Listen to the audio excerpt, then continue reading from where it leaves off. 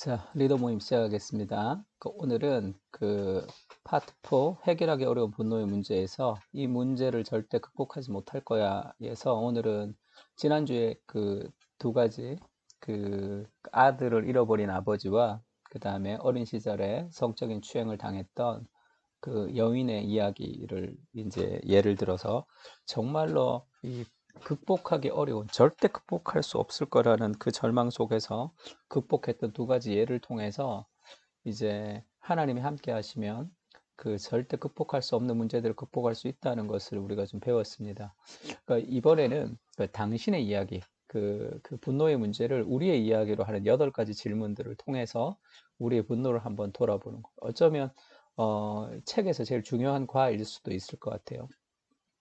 그래서 이것을 일찍 나눠줘서 먼저 좀 생각을 해오거나 문제를 풀어오라고 해서 나누는 것이 좀 좋을 것 같습니다. 그러니까 복음의 은혜를 누리는 것과 분노의 문제는 개별적인 문제가 아닙니다. 우리는 복음의 은혜를 분노의 문제로 연결시키고 적용할 수 있어야 합니다. 그러나 두 가지를 경계해야 합니다. 첫째는 극단적 완전주의입니다.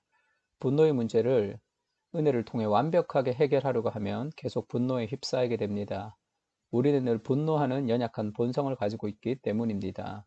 또 분노를 해결할 수 없다는 식으로 자포자기하는 것은 또 다른 극단입니다. 우리는 진리의 빛을 분노의 영역에 비추어 점진적으로 분노의 문제를 다루어야 합니다. 가장 중요한 것은 분노의 상황에 지성을 사용하여 생각하는 것입니다.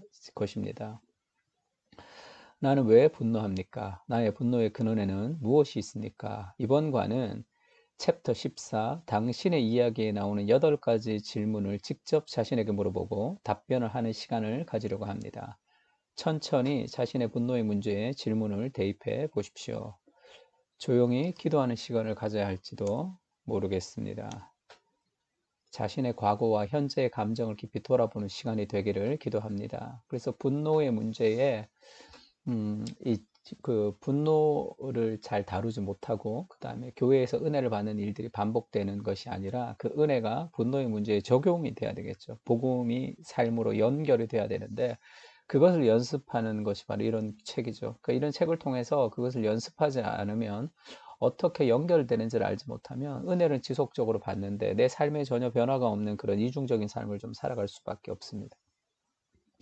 그러니까 한 번에 바뀔 수는 없어. 금방 바뀔 수는 없고 완벽하게 바뀔 수도 없지만 이 분노의 문제는 점진적으로 진리의 빛을 비추어서 그것이 서서히 이제 좀 죄가 죽어지고 은혜가 살려지는 그런 일들이 있어야 됩니다. 8가지 질문인데 첫 번째는 당신에게 어떤 일이 일어났는가? 내가 분노하는 내 삶의 문제를 한번 떠올려 봐야 돼요. 뭐 하나의 문제일 수도 있고 다양한 문제일 수도 있습니다.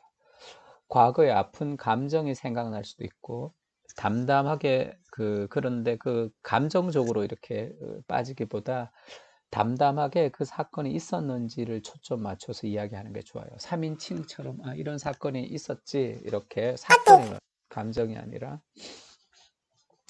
그래서 시편 55편, 56편, 57편을 좀 읽어보라 그런 이야기가 있죠. 눈이 잘 안 보이네. 노안이 와가지고 지금 안경을 딱 넣으면 보이는지 모르겠지만 시편 51편, 56, 57편을 좀 읽어보면 뭐 사람들과의 배신 또 여러 가지 감정에 좀 어려운 문제들이 있습니다. 그러니까 그것을 쭉 읽으면서 그 감정, 나랑 비슷한 감정을 느꼈던 그냥 내가 뭐 친구의 배신은 아니라 여러 가지 다른 아버지 사업이 망했던 문제일 수도 있지만 느끼는 감정은 비슷할 수 있잖아. 인생이 무너지는 것 같은. 그러니까 시편 55편, 56편, 57편을 읽으면서 비슷한 감정과 내가 그 시편의 저자와 비슷한 감정을 느낀 거 있으면 좀 줄을 쳐보고 그것을 좀 나눠보는 이런 사건들이 있었다. 그런 일들이 있었다. 그때 내가 어떤 마음이 들었다. 이제 그런 얘기들. 뭐 나는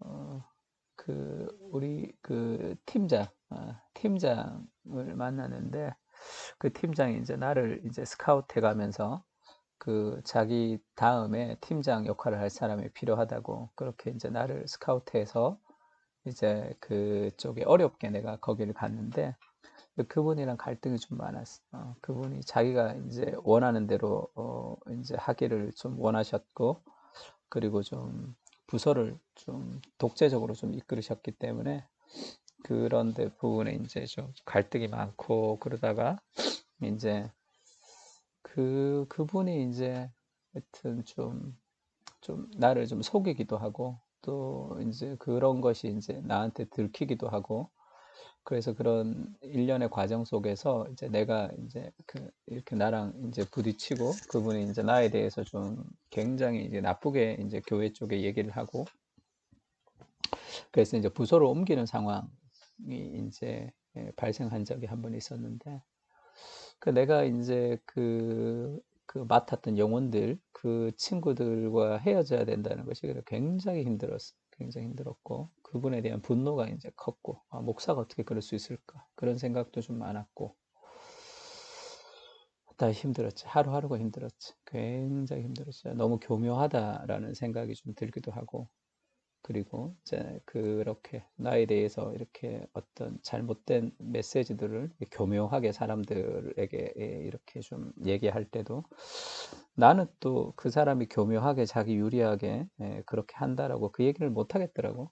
나도 똑같은 인간이 되는 것 같기도 하고 또 그 사람이 내가 함께 있었던 나의 팀의 상사였기 때문에 우리가 우리끼리 싸우는 모습을 다른 곳에 보이고 싶지는 않았다. 근데 이제 그분은 이제 자기가 유리하게 돼야 되니까 교묘하게 이제 막 그렇게 하고 그게 이제 굉장히 이렇게 뭐라 그럴까 분노 그때 그 상황을 생각했을 때 생기는 분노가 굉장히 오래 갔어요. 그 사람에 대한 분노가. 근데 그런 일이 있었어. 당신은 여기 어떻게 반응했는가? 굉장히 그것을 그러니까 긍정적으로 반응하지는 못했지. 나도 좀 어렸고 그래서 그런 부분에 있어서 뭐 그분이 이제 뭐 속이고 뭐 이런 거 할 때도 좀 담대하게 좀 직면을 하고 좀 조금 지혜롭게 했었으면 어떻겠나 생각했는데 자꾸 그 사건들이 떠오르니까 그런 사건들 그가 했던 이렇게 다른 사람이 없을 때 나한테 1대1로 했을 때 그런 아주 입에 담지 못할 말들 그 목회자가 그런 얘기를 했다고 하면 이제 사람들이 놀랄 만큼의 그런 얘기들을 이제 아무도 없을 때 이제 나한테 이렇게 하는 그런 것들 그런 부분들이 자꾸 이제 곱씹어지는 거지. 그런 게 이제 계속 곱씹어지면서 분노의 감정이 더 클 수 있고 더 이제 커지는 상황들이 있었고 그때 내가 하나님 앞에 시편을 가지고 기도하거나 하나님 앞에 나아가거나 이제 그렇게 이제 올바로 반응은 잘 못했던 것 같고 뭐 기도는 했지. 기도는 했고 하나님 앞에 나가기도 했지만 기도는 어떤 그 형식적 위로에 불과했고 정말 그 문제를 하나님 앞에 가지고 나가서 이 문제를 통해서 하나님이 내 인생 가운데 이렇게 심어 주실 그런 어떤 그 성품, 그 하나님의 그런 역사들에 대해서는 전혀 생각할 수 없을 정도로 이제 그 상황이 컸으니까. 그리고 동료들이 왜 내가 그 다른 부서로 가는 것을 오케이 했을까? 동료들이 그 동료들에 대한 배신 그런 게 이제 아주 컸지. 그 전에 내가 있었던 곳은 이제 굉장히 서로 형님 동생 하면서 지냈던 그런 곳이었기 때문에 어떻게 이제 목회자들의 그룹에서 그렇게 할 수 있을까? 그런 이제 어려움이 좀 있었고 거기 이제 어떻게 반응했는가 이게 이제 2번 그래서 1번의 고통에 내가 이제 어떻게 반응했는가 그러니까 이제 그날의 사건을 곱씹으면서 위해서 미움을 키웠을 수도 있고 아니면 그것을 잊어버리려고 다른 쾌락에 이제 빠질 수도 있죠. 삶에 스트레스가 있으면 다른 것으로 이제 할 수도 있으니까. 그러니까 지금 이걸 통해서 내가 스트레스의 상황에서 내가 어떤 그런 분노의 상황에서 내가 어떻게 반응하는지를 한번 좀 보면 좋아요. 그러니까 이제 내가 어떻게 반응하는지를 깊이 돌아보고, 이런 반응이 이렇게 되구나, 이런 반응이 저렇게, 사실 그 얘기를 하고 싶은 게 아니라, 데이비드 폴리스는, 하나님을 초대하는 반응을 해야 된다는 거예요. 그러니까 하나님 없는 반응이 대부분 다. 왜냐하면 본능적인 삶의 반응이니까. 그 반응, 내가, 그럴 때 내가 어떻게 반응하는지를 그 다음에 이제 시편 기자가 이제 했던 그 감정이나 그런 것 중에 빼고 싶은 것, 또 내가 더 하고 싶은 내 감정이 있었는지, 그렇게 보면은 굉장히 좋겠죠. 자기 좌절로 이제 이루어질 수도 있고, 아니면 상대방에 대한 극한 분노가 있을 수도 있고, 아니면 그것을 통해서 내가 가족들에게 굉장히 좀, 어, 좀 더 약한 사람에게 더 이제 그 폭력적으로, 비판적으로 굉장히 감정을 쏟아낼 수도 있죠. 그렇게 반응을. 3번은 당신의 반응을 부채질하는 당신이 믿는 것, 원하는 것, 두려워하는 것은 무엇인가. 사실 이거는 파악하기 좀 쉽지 않은데 내가 어떤 식으로 반응을 했다고 할 때 그 반응은 그 반응의 뒤에는 어떤 가치관이 있고 그 가치관 뒤에는 어떤 신념이 있어. 내가 믿고 있는 게 있단 말이야.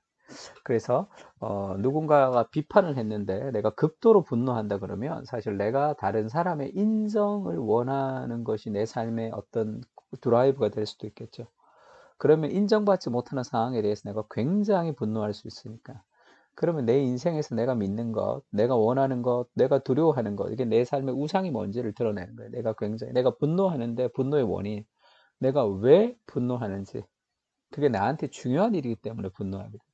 나한테 중요하지 않는 일이면 사람 분노하지 않죠. 중요한 일인데 그건 아니야. 그게 분노의 감정이니까. 내가 그렇게 중요하게 생각하지 않는 것은 그렇게 분노하지 않습니다.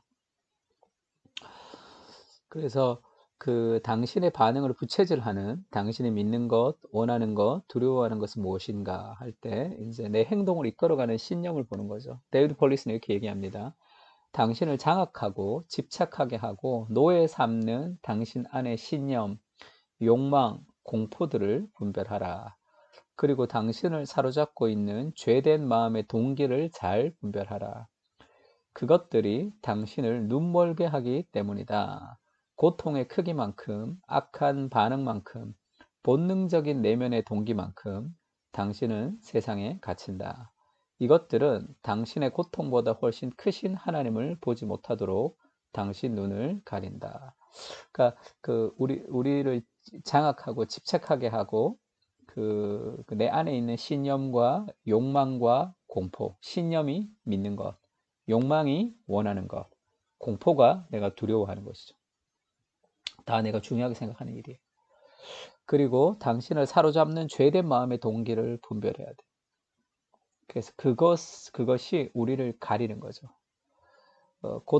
당신의 고통보다 훨씬 크신 하나님을 보지 못하도록 우리의 눈을 가리는 우리의 삶의 우상입니다. 우상. 자녀를 정말로 잘 키우고 싶은데 자녀가 좀 삐딱하게 나갈 때 완전히 절망한다면 내 삶에서 내가 원하는 것이 뭐냐, 내가 믿는 것이 뭐냐, 내가 두려워하는 것이 무엇인가 할 때 그것을 자녀를 내가 마음대로 통제해서 내가 원하는 꿈들을 이룰 수 있도록 하는 그런 개념이 될 수도 있겠죠. 어쨌든 이렇게 자기 삶의 우상을 한번 돌아보는 그런 질문입니다. 그 이제 나를 좀 돌아보면 내가 이때 그때 내 분노 가운데서 내가 믿고 원하고 두려워하는 것은 건강한 공동체, 건강한 교회를 만들어야 된다는 것이었어요. 그러니까 그거는 좋은 비전이지만 건강한 공동체를 만든다는 것이 하나님을 사랑하는 것과 사람을 사랑한 것보다 더 우선순위가 되면 건강한 공동체를 만들어야 되기 때문에 사람들에게 상처를 줄 수도 있겠지. 그래서 본 회퍼가 그렇게 얘기해요. 건강한 공동체의 가장 큰 장애물은 건강한 공동체를 만들어야 된다는 그 목표, 그것이 우리를 더 건강하지 못하게 만들 수도 있다. 그게 이제 우상이 될 수도 있겠죠. 그래서 나는 그때 그 목사님이랑 내가 여러 가지 얘기하고 할 때도 그랬던 것 같아. 누가 그러더라고. 야, 뭐 그 사람이 수준이 안 되는데 네가 그거를 그렇게 얘기한다고 그 사람이 그걸 받아들이고 그렇게 되지 않는다. 수준이 안 되는 사람에게 그렇게 요구하는 것도 잘못된 거다. 그냥 하라는 대로 좀 가라. 이렇게 얘기를 누가 조언을 했는데 그때 내가 무슨 얘기를 했냐면 그러면 아이들의 영혼이 어떻게 되느냐. 목회자가 바른 길을 가지 못하기 때문에 그럼 아이들의 영혼들이 바른 길로 가지 못하면 그것은 잘못된 거 아니냐. 그래서 사람들의 영혼을 조금 더 올바르게 가게 해야 된다라는 그 목표가 있었기 때문에 결국 그게 더 안 좋게 됐죠. 더 안 좋게. 그 삶의 그 목적이 그런 목적을 이루지 못하게 하는 거니까 교육자들이 그것을 이루지 못하게 하면 안 된다고 생각했기 때문에 그렇게 좀 갈등이 이렇게 건전한 갈등이라기보다 그 갈등을 다루는 법을 잘 몰랐던 것 같아요. 그리고 갈등이 일어나는 것이 좋지 않다고 생각했기 때문에 이제 우리가 이 데이비드 폴리슨 책을 보면 건강한 갈등이라는 게 있잖아요. 근데 갈등이 일어나는 것이 좋지 않다고 생각했기 때문에 갈등이 일어났을 때 그것을 잘 대처를 못했던 것 같아요. 그러니까 건강한 갈등은 반드시 필요하다고 생각하면 갈등이 일어나는 것을 두려워하지 않아요. 그리고 그 갈등을 어떻게 잘 해결하고 그 갈등을 어떻게 잘 다루는가가 더 중요하다는 것을 좀 알 수 있는데 그러니까 BTS 같은 그 친구들이 이제 그 방시혁 그 대표가 아이들 키울 때도 그 갈등을 두려워하지 마라. 싸움이 있으면 싸워라. 그래서 계속 서로 갈등을 하지만 해결할 때는 다 같이 모여서 해결해라. 뭐 그렇게 조언을 해줬다 그러더라고. 그것도 굉장히 좋은 조언이죠. 어떤 의미에서는. 왜냐하면 이 갈등이 일어나는 것 자체가 관계가 깨진다거나 갈등이 있는 것 자체가 잘못된 게 아니니까. 그런 좀 잘못된 생각이 있었던 것 같아요. 4번, 그 결과는 무엇인가? 어떤 악순환을 경험하는 중인가? 그러니까 내가 원했던 방식, 지금까지 당신에게 일어난 사건을 당신만의 방식과 생각으로 반응해 왔다는 사실을 알았을 것이다. 그럼 어떤 결과가 되었냐? 관계가 깨지고, 뭐 서로가 멀어지고, 그래서 그런 패턴으로 내가 늘 반응하는 그런 반응의 방식으로 떤 결과가 파괴적인 결과가 나느냐. 부부 관계도 그렇고, 그 다음에 대인 관계에서 내가 늘 실패하는 관계도 그렇고, 내가 어떤 특정한 사람에 대해서 내가 어려워하는 것도 그렇고, 그런 내 삶의 그런 반응을 통해서 계속적으로 파괴적인 결과를 맞는 악순환을 경험할 수 있겠죠. 왜냐하면 그 관계가 해결되지 않으니까 여러 가지 문제가 해결되지 않으니까. 그러면 이제 진실은 무엇인가? 이게 뭐냐면 진실이 무엇이냐면 이거는 내가 분노의 문제에 휩싸여 있을 때 하나님을 초대해서 하나님의 눈으로 상황과 사건을 보는 게 그게 진실이죠. 왜냐하면 내가 어떤 어려움을 겪고 있는데 그 어려움 속에 하나님이 없는 어려움이 아니잖아. 그러니까 어려움 속에서 하나님을 자꾸 초대해서 하나님을 생각할 필요가 있죠. 그러니까 모든 일 뒤에는 보이지 않는 하나님의 섭리가 있다는 걸 좀 기억하는 게 좋습니다. 그 이스라엘이 광야에서 방황을 하고 그렇게 이제 어려웠는데 광야는 물도 없고 양식도 없어서 물이 없다, 양식이 없다. 그렇게 막 욕하고 분노하고 그렇게 짜증내고 그렇게 지냈는데 그 과정이 하나님이 이스라엘을 어, 그 거룩하게 하시는 레슨이라는 것을 알지 못했단 말이에요. 그러니까 그게 진실이죠. 내게 어떤 사건이 일어났는가 보다 더 중요한 것은 그 사건을 우리가 어떻게 믿음 안에서 재해석하느냐가 더 중요하죠. 일어나지 말았어야 될 일들이 일어났어. 그러면 인생이 끝이잖아. 안 일어나야 되는데 일어나 버렸으니까 지금 결과가 왔으니까 내 인생이 그것 때문에 이제 끝났다고 생각하는 거죠. 그게 이제 일반적인 생각이라면 폴리슨 얘기를 합니다. 모든 고통 속에서 참된 위로를 주시는 하나님에 대해 당신은 무엇을 알고 있는가? 당신이 진지하게 받아들인다면 삶의 진정한 변화를 가져올 수 있는 진리는 무엇인가? 이게 진리죠. 그 사건이 일어난 것은 어쩔 수 없어요. 그러나 그 사건을 믿음으로 재해석하는 게 그게 믿음의 힘이죠. 사건이 바뀌지는 않습니다. 일어난 사건이 바뀌지는 않아요. 타임머신 타고 가서 다시 그 일어난 사건을 바꿀 수는 없지만 과거를 우리가 변화시킨다고 할 때 그 일어난 사건을 바꿀 수 없고 그 사건 속에서 우리가 경험했던 그런 고통과 어려움도 바꿀 수 없어요. 그러나 우리가 바꿀 수 있는 것은 그 사건에 대한 오늘의 해석입니다. 고린도 후서에는 찬송하리로다. 그는 우리 주 예수 그리스도 하나님이시요 자비의 아버지시요 모든 위로의 하나님이시며 모든 환난 중에서 우리를 위로하사 우리로 하여금 하나님께 받는 위로로서 모든 환난 중에 있는 자들을 능히 위로하게 하시는 이시로다. 모든 환난 중에 있는 자들을 위로하게 하시는 이시다. 그러니까 내가 고통 가운데 있고 그 고통 속에 하나님이 그 고통과 함께 하셔서 우리가 그 고통을 이겨내므로 다른 사람이 고통하는 사람들을 위로할 수 있는 위로자로 위로의 통로로 하나님 우리를 사용하신다는 그것이 참된 진리입니다. 인생에서 내가 어떤 고난을 당하든지 그 고난은 사람을 돕고 사람을 세우고 사람의 영혼을 건지는 축복의 통로로 사용할 거예요. 그러니까 내가 당했던 고통 때문에 누군가의 목숨을 구할 수만 있다면 그건 얼마나 귀한 고통이 되겠어요. 누군가의 인생에 참된 변화를 줄 수 있으면 그건 얼마나 귀한 고통이 되겠습니까? 그러면 당신이 정말 신뢰해야 하는 것은 무엇입니까? 참된 변화를 위해서 우리는 무엇을 선택해야 됩니까? 하나님을 초대해야 되겠죠. 그리고 내 삶의 그런 분노의 문제와 고통의 문제와 그 상황을 내가 나 혼자 내 상황 속에서 내가 들어가서 내가 심판자가 되어서 내가 곱씹는 것이 아니라 하나님을 초대해서 그 상황을 조금 더 관조적으로 크게 볼 필요, 하나님의 역사 안에서 볼 필요가 있습니다. 요셉은 자기 인생에 그 억울한 일을 많이 당했는데 창세기에 보면 잘 모르잖아. 그 인생이 그것을 통해서 뭐가 어떻게 될지 모르지만 오늘의 삶에 하나님 앞에 형통하게 최선을 다하잖아요. 그때 형통함이라는 것은 하나님 앞에 믿음으로 살아가는 거. 하나님이 함께 하시면 형통함이죠. 감옥에 갔지, 형들이 죽이려고 했지. 그런 분노와 복수 속에 살아갈 수도 있잖아요. 근데 거기 가서 보디발의 집에서도 최선을 다해. 거기서도 오해를 받아서 다시 감옥에 갔는데 거기서도 억울하고 막 그렇게 고통 속에 있는 것이 아니라 거기서도 최선을 다해서 하나님 앞에 형통하게 하고 거기 안에서 또 하나님의 역사 가운데 하나님의 말씀에 순종하는 가운데 그 안에서 무엇이 계속 일어난다. 그러다 결국 애굽의 총리가 되면서 결국 그 가정을 회복하는 그 단초가 되는 거죠. 내가 사망의 음침한 골짜기로 다닐지라도 해를 두려워하지 않을 것은 주께서 나와 함께 하심이라. 주의 지팡이와 막대기가 나를 안위하시나이다.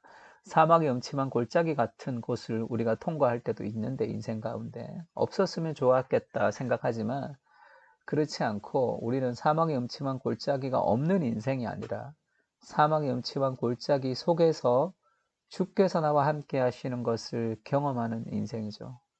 그것이 하나님 우리에게 주고 싶어하는 인생의 참된 의미입니다. 시편 55편, 56편, 57편을 이제 다시 읽으면서 그 아까는 그 저자의 감정에 포커스를 맞췄다면 인간의 고통, 지금은 하나님을 묘사하는 단어나 하나님이 행하신 것에 포커스를 맞춰서 다시 읽어보세요. 그러면 상황이 조금 다시 재해석됩니다. 6번은 정직하게 하나님을 구하면 당신의 내면의 동기는 어떻게 변화되겠는가? 바울이 그렇게 얘기하죠. 우리는 우리 자신이 사형 선고를 받은 줄 알았으니 이는 우리로 하여금 자기를 의지하지 말고 오직 죽은 자를 다시 살리시는 하나님만 의지하게 하심이라. 그가 이같이 큰 사망에서 우리를 건지셨고 또 건지실 것이며 이후에도 건지기를 그에게 바라노라. 그 고통 속에서 자기를 의지하지 않는 법을 배웠고 하나님이 죽은 자를 다시 살리시는 하나님이신 것을 그가 깨달았지. 왜냐 거의 자기가 죽은 것 같은 인생이 됐습니다. 사형 선고를 받는 것 같이 됐으니까. 그러니까 큰 고난을 겪으면서 바울은 어떤 내면의 변화를 경험했습니까? 자기를 의지하지 않고 하나님을 의지하는 법을 배운 거죠. 바울은 고난이 어떤 목적이 있다고 말하고 있어요. 어떤 목적이 있죠? 나를 의지하지 않고 내가 정말 아무것도 할 수 없는 존재라는, 내가 정말 연약한 존재라는 것을, 이 분노의 문제 하나 해결하지 못하는, 내가 사람을 용서하지 못하는 그런 존재라는 것을 깊이 깨닫게 되고 하나님을 의지하는 사람으로 바뀌고 그 하나님을 의지할 때 그만큼 진리의 빛이 우리에게 들어와서 우리를 조금씩 조금씩 변화시켜 가는 겁니다. 시편을 당시의 친구로 삼고 기도하십시오. 우리를 의지하는 자기 중심에서 서서히 하나님 중심으로 이동하게 될 것입니다. 7번, 이제 당신은 어떻게 살아야 합니까? 고통 가운데서도 우리가 살아가야 되는 이유는 그 고통은 하나님께서 완전히 해결해 주시기 때문이 아닙니다. 여전히 그 고통은 때때로 우리를 지속적으로 괴롭힐 것입니다. 그러나 그 고통을 하나님은 당신에게 어떤 의미로 변화시켜 주십니까? 그 고통을 통해서 하나님이 나를 더 거룩하게 하시고, 그 어떤 고통이든지, 내가 잘못되어서 죄를 저질러서 있었던 고통이든지, 우리 가정에 우리 아버지가 잘못을 저질러서 당했던 고통이든지, 내 삶에 어떤 고통이든지, 어떤 환난이든지, 하나님은 그것을 통해서 나를 거룩하게 만들어 가시는 분, 내 인생의 가장 최선을, 그것이 없었으면 이루어지지 않았을, 그것을 통해서 가장 최선을 하나님이 우리에게 만드시고 금같이 우리를 재련하시는 분이시고, 두 번째, 그것을 통해서 더 많은 아프고 힘들고 외로운 사람들을 위로하게 하시는 하나님의 위로자로 우리를 만들어 가시는 것이죠. 그걸 믿어야 돼. 그걸 믿어야 된다. The scale into stars. 상처는 별이 되는. 내 상처가 별이 되어서 캄캄한 어두운 밤에 그 사람들에게 그 정도 빛을 비추는 거죠. 길을 잃어버리지 않도록. 8번. 그러한 삶의 변화들은 어떤 결과를 낳습니까? 장차 경험할 은혜의 선순환을 상상해 보십시오. 또 아직은 과정 중에 있지만 당신이 경험한 선한 것들이 있으면 나눠보십시오. 지금 내가 완벽하지 않지만 그래도 내가 그런 하나님 앞에 내가 좀 이렇게 하기로 해서 내가 좀 변화되었던 그런 경험들이 있으면 그렇게 나누어 보면 좋겠죠. 당신은 평생 안고 가야 할지도 모르는 고통을 경험했습니다. 그러나 더 좋은 곳으로 갈 수 있는 길은 있습니다. 그곳에서 우리의 쓴뿌리와 분노가 자비에 기초한 건설적인 불만으로 변화되는 거죠. 우리의 울부짖음을 들으시는 주님이 당신의 삶의 이야기를 새롭게 써나갈 것입니다. 굉장히 멋진 표현이죠. 우리의 울부짖음을 들으시는, 왜 나에게 이런 일이 발생했습니까? 왜 이런 고통이 내게 있습니까? 그 우리의 울부짖음을 들으시는 하나님께서 그 울부짖음을 통해서 우리의 인생을 가장 정금같이, 가장 아름답게, 그것을 경험하지 못했을 때 이룰 수 없었던 그 일들을 하나님 우리 인생 가운데 새롭게 써주실 겁니다. 그런 기대감을 가지고 다 함께 나누고 격려하면 좋을 것 같습니다. 기도합시다.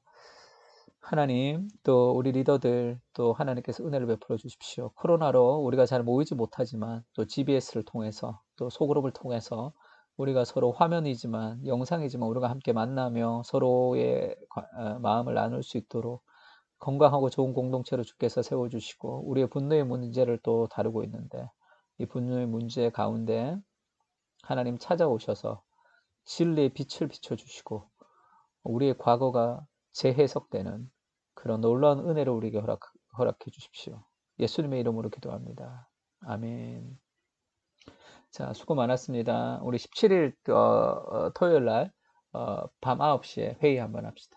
네, 수고 많았습니다.